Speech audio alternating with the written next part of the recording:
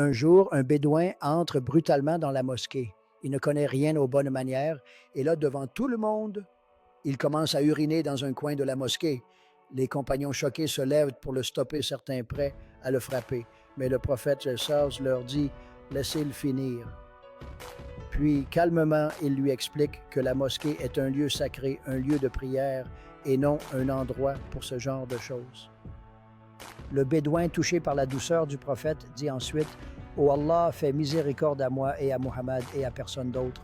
Les mots du bédouin résonnent dans la mosquée et les compagnons échangent des regards de compréhension, réalisant la profondeur de sa repentance.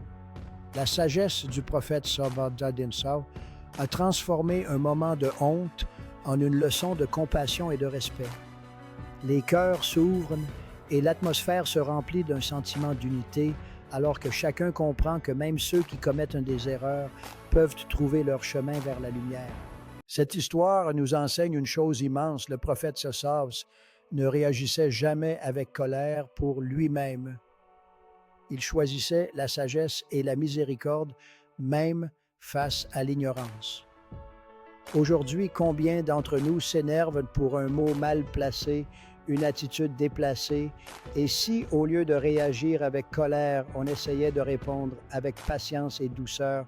C'est ça la vraie force. C'est ça marcher sur les traces du prophète.